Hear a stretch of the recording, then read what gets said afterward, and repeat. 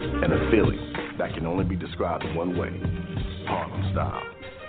So come and take a trip on the A train with our Harlem Sugar Hill Golden Ale and our Harlem Renaissance Whiskey, the neighborhood original. Sponsored by Harlem Beer Distributing North Carolina, served in Durham at the Durham Hotel, Grub Durham, the Durham Co-op, Zoeli's, Saltbox Seafood Joint, Sam's Bottle Shop, in Raleigh at College Beverage and Hawk Inn, in Greensboro at Best Way Grocery, Gia's, and Dame's Chicken and Waffles, in Winston-Salem at City Beverage, Sweet Potatoes, X-Carrot Mexican Grill and Cantina, in Carolina's Vineyards and Hops, in Rocky Mount at Goat Island, in Chapel Hill at Mama Dips, in Charlotte at Urban Bricks, and TCB 5400 Grill. Hey,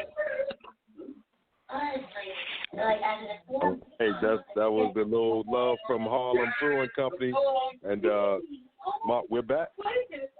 All right, so we're back. So tell me, Melissa, when you first told, you said your dad is in a, that he's elderly, and I couldn't tell whether he was staying at home or whether he's in a nursing home. But when you first told your dad, and when you told some other people, because you're a single mom, I think you said a single mom of 3, but when you told these folks that you wanted to jump into this industry, I'm sure you got some interesting reactions. So what were some of these reactions that you got, and how did you cope with this? Because I'm sure some folks were probably like, do you know what you're doing? Do you really want to do this? And I'm sure you probably got all kinds of reactions, because I know when I've jumped out there in different events and different things that I've thought about doing, you know, they want to know, do you have that business plan and all of that? So I imagine that you said you had done marketing, so I imagine you already created a business plan, so you weren't like coming into this blind.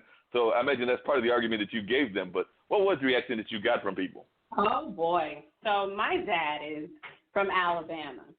So, of course, you know, he had his concerns about safety and things of that nature. But he was like, why would you want to spend all your money doing this? He was like, be happy that you have a pension and you never have to work again. Why would you want to get involved in this? And it's the cutest thing. My dad did, it was about, I would say 2 years in or 3 years in. It wasn't until I was named, no, matter of fact, it was my Black Enterprise article that my dad actually gave me the thumbs up. And then when he saw that I made Ebony's Power 100, he was like, okay, my daughter's doing some things, because he thought I was crazy. Everybody thought I was crazy. They're like, do you know how much this is going to cost you? And they're not going to let you in. And it was just always negative. And I was like, no, I'm going to do this for my babies. I promised them that they would race, and I'm going to make sure that they're going to race. Now, how many races have your 2 sons been in? And you mentioned that one ran one amount and the other was like, I think, 2 miles ahead. So I'm going to probably put you out of the spot as a mom. But who actually won, the older or the younger? Oh, no. Now, Eric and Anita have not gotten into their first amateur race yet. They've only been training. And that's kind of my fault. I've been holding them back, and they're kind of getting a little perturbed with me, I should say. That's a easy way of putting it. But I personally feel like because they are entering into a Southern male-dominated sport, that they need to be better prepared defensively for what they're going to encounter. And then especially coming from the Northeast, the tone in the South could be a little bit different, and I want them to be fully prepared. All they see is checkered flag, and I'm like, there's more that goes into it. And though we're happy with the progress that they've made in training, I'm more than positive that they will make their debut race here in the summer around May or June. Okay, cool. And as a mom, how concerned are you about safety? Because, I mean, the other thing that everybody talks about with NASCAR is the fact of those horrendous crashes. Because, I mean, like I said, we always see the great races and we hear who's winning, whether that's, you know, like you said, there's a lot of historical families, whether that's the Pettys, the Earnharts, or whoever. But a lot of times the other thing that we always see in the news is those horrendous crashes that sometimes leave people crippled or even worse. But I was just wondering, as a parent, how are you preparing? How are you coping with that? And how do you feel that NASCAR as an industry is doing in terms of safety? Well, my children have they've made me jaded. My 2 sons are extreme sport enthusiasts, so they bungee jump, skydive, snowboarding. Eric races motorcycles professionally. I still refuse to go to one of his races. I just can't see my baby on a motorcycle. I told him if he ever decided to ride a motorcycle in the street, in a regular street, he's got to move out of the house because it will break my heart every time he leaves out on his motorcycle. So that's our agreement. But of course, as a parent, but this is why I'm saying this is very important in the work that we do off the track, because the STEM programs that can be created by this industry, within this industry, because there's a lot of science that goes into it. It's not, just the luck of the draw that these drivers get out of these wrecks safely. It's the way these vehicles are designed, and there's a lot of science and physics that goes into that. And it's important that we teach our children from very young to encourage them to get involved in the science programs and math so that they can become car designers or car chiefs or crew chiefs. There's a wealth of employment opportunities within the industry. Yes, that's the other thing that I think people forget is everybody's always looking at the glamour part of the industry, but you're right. When you look at NASCAR or any of the car racing divisions that are out there, there's so many jobs that are in those things, and I don't know that we necessarily do a good job of training people on that. And the other thing that we talked about on this show before is I remember when I was coming up in high school, and that was in the late 70s and going to college in the 80s, but there was a lot of vocational training, and part of the vocational training was not necessarily learning about the racing part of it, but I remember auto mechanics being like one of the things that people were able to do as their school if they did not want to go into the college track, if they wanted to go into the vocational track. And it seems to me that we've gotten away from that, and it seems to me that there's a lot of potential for jobs in these kind of fields. I remember, a lot of times the person that you got a car, and I'm one of those mass transit people, so I've avoided that for a number of years now. But if you have a car and you're one of those people that has to go to an auto mechanic, they charge you almost as much as sometimes as your doctor is charging. So you can definitely make a good living off of some of these industries that are auto related. And I don't know that our schools are necessarily doing a good job of training people in these kind of fields. I was just wondering what some of your thoughts are as an entrepreneur. That's correct. I mean, I'm astonished at what some of the car chiefs make and some of the crew chiefs make. The numbers are up there. They're making a few $100,000, going to race every weekend. So there's a tremendous opportunity for employment. I mean, we have Brianna Daniels, who's the first African-American pit crew member. And, she does exceptionally well every race.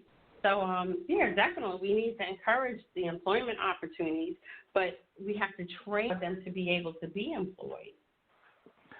And how long is the season? Like I said, I hear it on the news, but I'm not that quite familiar. I'm thinking it's, about a 6-month season, or in some cases it might be an all-year season, but how long is the season? NASCAR Nationals is the longest sports season. They're 10 months. They run from February all the way into November, typically the weekend before Thanksgiving. But NASCAR, wow. late models and ARCA and K&N division, they run all year round in the South, as long as it's warm. As long as it's warm, they'll be out there running and everything. Yes, wow, that's just hard to believe. Be out there running. Good. Well, stay on the line with us. We'll find out who else we got on the line. I know I'm expecting a couple of more callers. Dean, who we got with us? We're coming up will be Miss Phyllis Amon. Okay, right. Cool. I was looking for Are you enjoying the smoothest conversation in podcasting? Straight Talk with Dean and Mark. Hi, this is DJ Smooth Jazz, syndicated radio host and co-owner of Portfolio Group LLC, your smooth jazz lifestyle and entertainment group with offices in Durham, North Carolina. Portfolio Group LLC specializes in promoting the lifestyle of smooth jazz listeners with the promotion of smooth jazz events and the distribution of African-American-owned wines. For more information, portfoliogroupllc.com. Hi, Daddy. I'm doing an interview. Or you can swing by my secondary site, djsmoothjazz.com. Now back to Straight Talk with Dean and Mark. And we are back. Welcome, Phyllis Amon, to Straight Talk with Dean and Mark. Hi, how are you doing this evening? Doing good, right. Phyllis. We'll go switch the conversation, but I don't want you to go anywhere, Melissa, because actually some of this conversation may also involve you. Because now I've never got an actual answer. Did you say your dad is actually still at home, or is he actually in a nursing home? My dad is actually, he does live at home with me, but he's actually in a rehab because he fell and broke his hip. So he had to have a hip replacement. So he will be coming home, thank goodness. I'm here now visiting him. He'll be coming home in 2 days. So. Well, that's good. great. I'm glad to hear that, to tell you the truth, because yes. that's the space that I come from. I'm a speech pathologist who worked in over 40 skilled nursing facilities, and many of them have short-term rehab units, so I'm certainly very familiar with those. Yes, Yep, yes. so, we can't wait to get him out of here. I know bet. that's right. How's So he doing? Good. He's doing well. He's doing well. Good. But my dad So, suffers from Alzheimer's as well. So, yeah, I have a good. very full household, and then I have the 4 adopted children. Wow. So definitely we want you Yeah. to stay on the conversation, because a lot of what Phyllis is going to be talking about, and we're going to switch the conversation a little bit because we're going to talk about the other topic that we're going to do it. But I don't want you to go anywhere, because I'm going to probably do like that whole tapestry thing and tie them all together. So definitely stay on the line.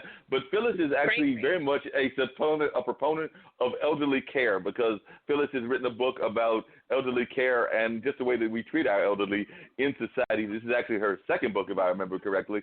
So Phyllis, tell us a little bit about, we talked a little bit in kind of a pre-interview last week, but just tell us as to how you feel we're doing with our treatment of the elderly. Like I told you before, I remember having a musician friend who was staying at a nursing home, and I went with a friend who at that time was did a lot of home health care kind of work, and we were just appalled by some of the care that this particular person was getting in North Carolina. It was a small facility, and it looks like a lot of those people were just basically waiting for the end. I don't know that they were being encouraged to live life, which is what I think if you're going to go to those things you should be doing, is encouraged to live life. So I was just wondering what some of your assessment of how we're doing in terms of the way we treat we always talk that if we're going to treat society, we have to talk about treating the least of these, and a lot of times that's our kids and our elderly adults and everything. So I was just wondering how you think we're doing. Well, absolutely. I'm glad that you asked me. So firstly, I'll say that my book, the second book, Overdue Quality Care for Our Elder Citizens, came out a little over a month ago. And, I wrote the book because after working in over 40 skilled nursing facilities, as I said earlier, the quality of care that most people receive in the buildings that I worked in anyway, and the quality of life they have is certainly not one that that really rises to a standard that I think anyone would really want for their loved ones. And why do you think that is? There are good places. I'm not saying no. I've seen a couple of them. I haven't worked in them, but I've visited a couple of them, and I think there are, places that are really striving to do better. But there are over 15,000 nursing homes in this country. 11,000 of them are for profit, and that's kind of where the problem lies. So it seems to me like, just makes a contrast, and I know it's two different parts of society, but even Melissa and Dean have worked in corrections, so it seems to me like the nursing home industry is almost doing the same thing that, for lack of a better term, the prison industry has done. They've gone to that for-profit kind of model, and a lot of times that's where we run into problems, because if you're doing for-profit, you're out there trying to make the bottom dollar, and you're not necessarily trying to, in the case of prisoners, get them into the workforce and out of whatever the lifestyle that they were in that brought them to that. And in the case of nursing homes, you're not trying to encourage them to live life to its fullest until the last days and everything. So I know Correct. one of the things that not to interrupt you, but I agree. And actually, there have been comparisons made by writers, who came before me 10, 20 years before me, who actually likened nursing homes to, well, they are kind of like institutional, but not so much even like hospitals, but there one writer in particular I read about who described them as being like prisons. Everything is regimented and routinized, and people have to do certain things at certain times. I mean, they're moving away from that model more, trying to, but it's a culture, and it's hard to change that culture. And when you ask me about how we're doing, it's interesting because just last week, I received a phone call 9:30 in the morning from a friend in another state who told me that there was going to be an announcement by the Attorney General of that state that they were investigating 7 nursing homes over the course of a few years because of situations that resulted in injury and death. and 2 of the nursing homes were owned by one particular company.